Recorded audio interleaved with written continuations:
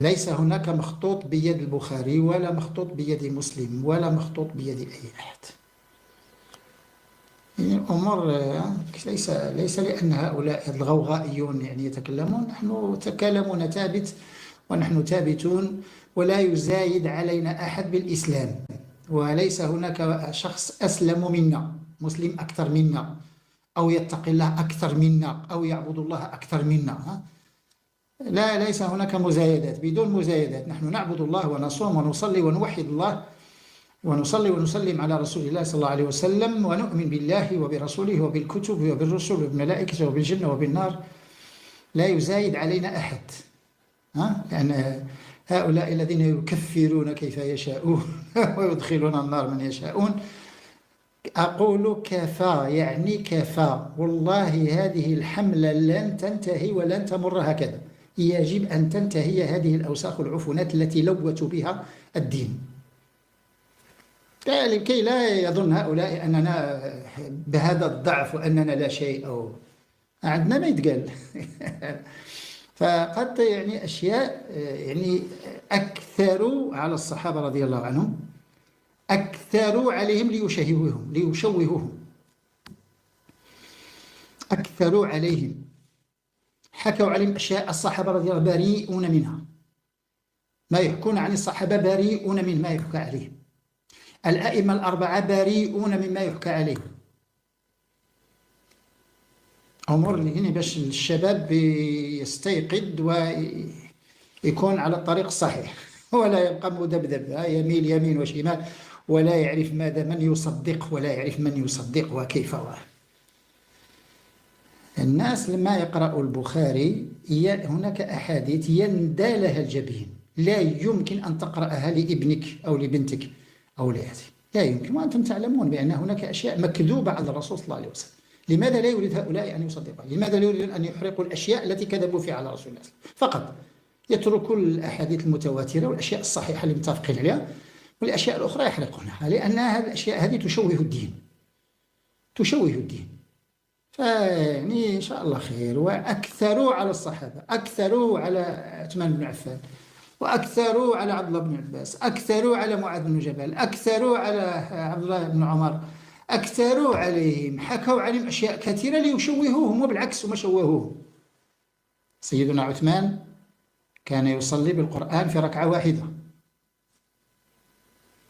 والطلبة الشباب درست الحساب، ليس الرياضيات، الحساب فقط. 2 زائد 2 يساوي 4. كان واحد الأخ مصري سبقني وحسب عدد الساعات التي يحتاجها سيدنا عثمان بن عفان لكي يصلي بالقرآن في ركعة واحدة. أنا كذلك حسبتها في المغرب، يعني بالسرعة، سرعة القرآن الكبيرة اللي عندنا في المغرب. تعرفوا بأن الطلبة الحزب، الطلبة يقرؤون جماعة، وكاين واحد التسجيل ديال إذاعة محمد السادس القرآن الكريم، كانت عملت تسجيل في مساجد المملكة، كتسجل حزب مع كل مسجد حزب. حسبنا الوقت فيه 24 دقيقة، وكاين بعض الطلبة اللي كيقراو في 22 دقيقة، كاين طلبة كيقراو في 28 دقيقة، كاين طلبة قراو في 32 دقيقة الحزب. نأخذ أقل 24 دقيقة. الطلبة الشباب ضربوا 24 ضربوها في 60 حزب، 24 ضربوها في 60. بلا ما نبقاو. ستجدون يعني واحد الوقت بأنه يتعدى، يصل إلى صلاة الظهر من اليوم الثاني، وأن سيدنا عثمان كان لا يصلي الفجر، يعني مذهب المرحاض، ما عطش ما جاع ما والو، بقى واقف صلى بالقرآن ركعة واحدة. يحتاج هذا راه يحتاج أكثر من 14 ساعة لكي يصلي بالقرآن كله في ركعة واحدة. 14 ساعة راه باب العشاء والفجر شحال، راه 7 سوايع. يعني الناس شوية يخدم العقل، خلي ديك صلصة بطاطس، خدم العقل، خدم العقل شوية، خدم العقل، خدم العقل. لهذاك الشيء اللي قلت لكم، أكثروا على صحابة رسول الله صلى الله عليه وسلم، أكثروا عليهم. عثمان بن عفان ذو النورين، ومن المهاجرين إلى الحبشة، من الذين أسلموا الأوائل. نحن نقرأ على الصحابة، ما يزايد علي أحد. ليس هناك شخص يعني عنده حياة الصحابة أكثر من الدكتور محمد فهيد، لأن الله أعطاني واحد الحفظ السريع، أعطاني عقل، ماذا تنقم مني أنني أحفظ بسرعة؟ الذين هاجروا إلى الحبشة معهم ذو النورين، معهم عثمان بن عفان، وتزوج، لا سموا ذو النورين لأنه مزوج بنات الرسول الاثنين، ماتت وحده وتزوج الثانية. عندما يخبرك الشرع بخبر صدقه، ولا تجعل خبر الشرع محل نظر. إذا لما بينما هو مثبت إذ صار يفتقر إلى إثبات. خبر الشرع مثبت لغيره، ليس غيره مثبتا له مما تراه عينك، أو ينجلي للناس مما يتواضعون عليه من العلوم، فيقول هذا نفاه العلم ونرده، وهذا أثبته العلم فنقبله، وأنت لا تفهم ما معنى العلم في كلام ذوي العلم. صدق الشرع ما جاءك عن الصادق المصدوق، إما مما جاء به عن ربه، سواء أكان مما جاء به عن ربه لفظا ومعنى، أو مما جاء به عن ربه معنى واللفظ منه صلى الله عليه وسلم، فكل ذلك يجب أن تصدقه. لا تضرب له الأمثال، لا تجعله وغيره سيان. اقتربت الساعة وانشق القمر. كيف هذا انشق القمر؟ وانشقاق القمر هذا من علامات الساعة، لا لعل المراد علامات الساعة. طيب، والبخاري أنهم في البخاري أنهم انشق القمر حتى صار فلقتين وبينهما الجبل، والبخاري رجل يخطئ ويصيب. لا تضرب الأمثال. الذي يجيئك من طريق مأمونة عن الصادق المصدوق صلى الله عليه وسلم ينبغي التسليم له، ولا ينبغي أن يقايس بالآراء، ولا أن تضرب له الأمثال. وإن لم تدركه وإن لم تعقله، أنت طلب منك أن تؤمن بالذي صح من رسول الله صلى الله عليه وسلم عن ربه، وذلك القرآن الذي لا مرية فيه، وذلك الصحيح من أحاديثه صلى الله عليه وسلم. هذا طلب منك أن تؤمن به. لم يطلب منك أن تغربله بفهمك قبل أن تؤمن به. فما جاوز فهمك قبلته، وما رده فهمك أو فهم غيرك من الفاهمين أو غيره، يعني طلب منك أن تؤمن. فالذي فهمته فالحمد لله، والذي لم تفهمه لعل الله يجليه لك. عندما أسمع من يرد الأحاديث التي هي مروية في الصحيحين بسبب أن الناس الآن عرفت هذه العلوم، الشمس تسجد تحت العرش تذهب، فإذا شرق فإذا غربت سجدت تحت العرش، فيؤذن لها أن تطلع فتطلع، هكذا إلى أن يأتي اليوم الذي قدر الله فيه أن تقوم الساعة، فتأتي فتسجد تحت العرش وتستأذن في أن تطلع فلا يؤذن لها وترجع من حيث أتت. يقول لك المسلمون، بعض المسلمين من أهل الفيزياء، هذا كيف الشمس تسجد تحت العرش ونحن الآن نرى الشمس بأعيننا وبهذه المناظير ونرى حركتها ولا نرى لها سجودا. طيب أنت تريدها أن تسجد، يعني أن تضع جبهتها على الأرض، هذا هو السجود عندك، وما لم يكن كذلك فلا تعده سجودا. لا، الشمس ليست إنسانا، الشمس كوكب. تعقل كيف يسجد الكوكب؟ طيب فلماذا ترده؟ لو قلت لك إن الشمس تسبح تقول أرى كيف تسبح، ما أسمع شيئا. تريد أن تسمع شيئا؟ من قال لك إن تسبيحها شيء تسمعه؟ هذا سمعته أن لك أن تفقهه، وهذا الذي حيل بينك وبينه بقول ربك: وإن من شيء إلا يسبح بحمده ولكن لا تفقهون تسبيحهم. حال بينك وبين أن تفقه التسبيح، تنفيه لأنك لا تفقهه، تنفي سجود الشمس لأنك ترى شمسا تدور حول كذا ثم تدور في أنا لا أنفي ذلك الذي ترى، لكني أنفي أن تنفي ما لا تعقيل. صدق الشرع، أنت مسلم. ولا تقول لي البخاري أنا سمعت بعض الفضلاء يقول البخاري استعمل آلات وقته، استعمل علم وقته، والعلم يتقدم جميل. البخاري أدخل الأحاديث إلى مختبر لتقول لي كانت في ذلك الوقت المناظير لا فقط الزجاج هذا، والآن مش هذا الذي يتقدم. هذه علوم عقلية، هذه علوم عقلية. علم البخاري، نظام البخاري، ميزان البخاري وميزان عقلي.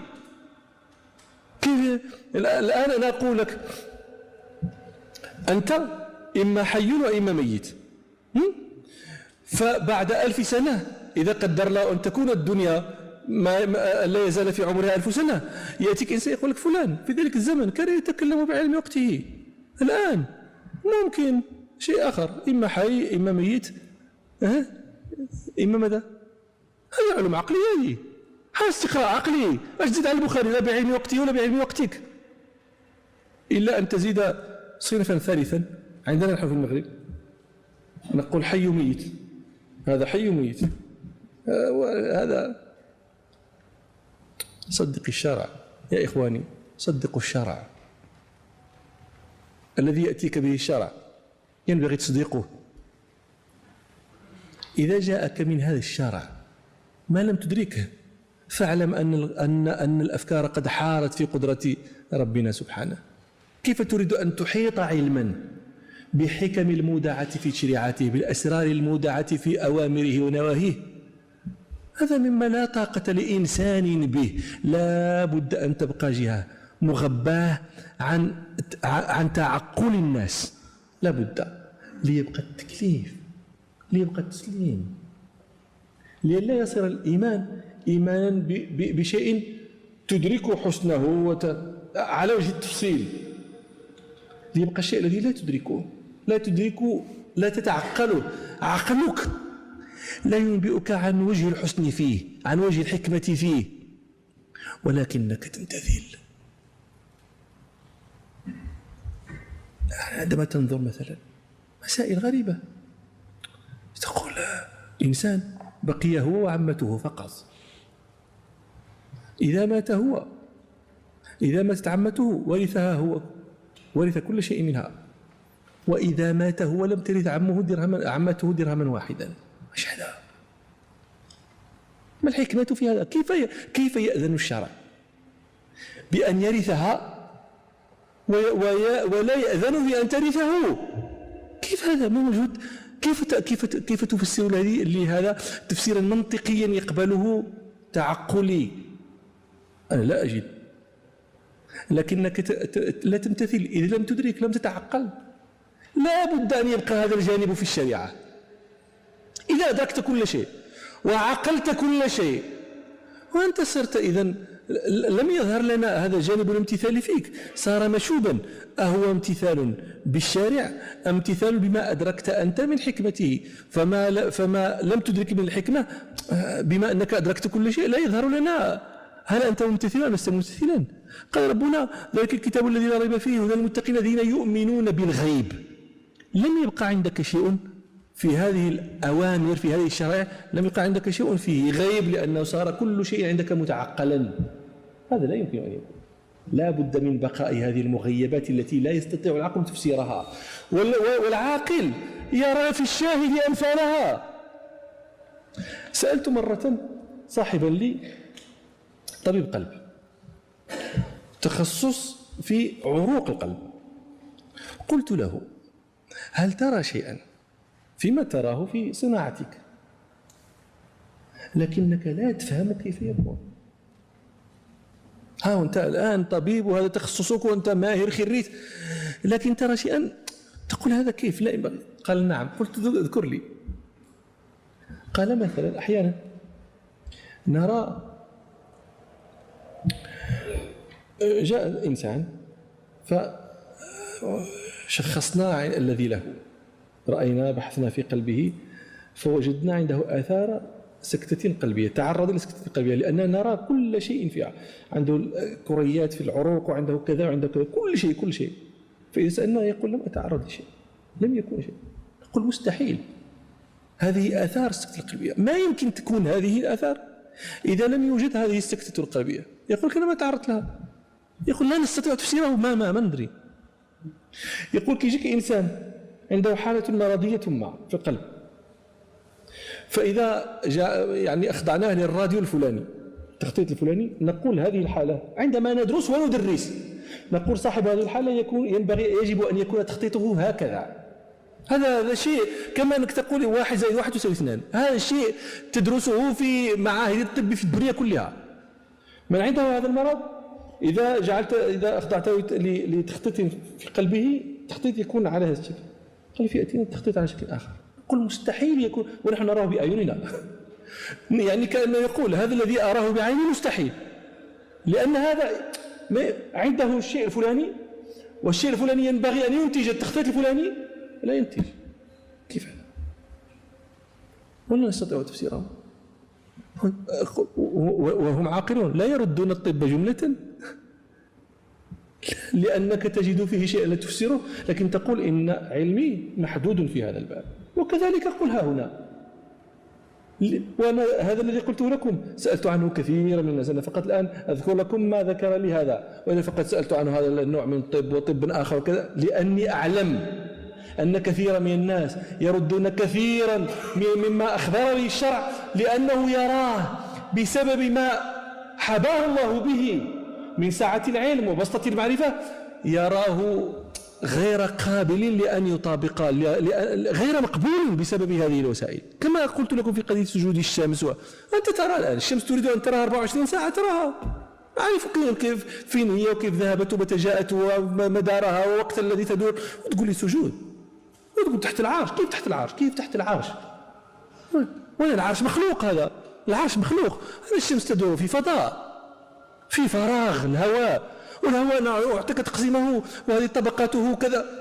تقول لي أنت تقول لي بعد ذلك تسجد تحت العرش ويؤذن لها وترجع. كيف ترجع؟ ايش ترجع؟ مين ترجع؟ صدق الشرع. قل آمنت بالله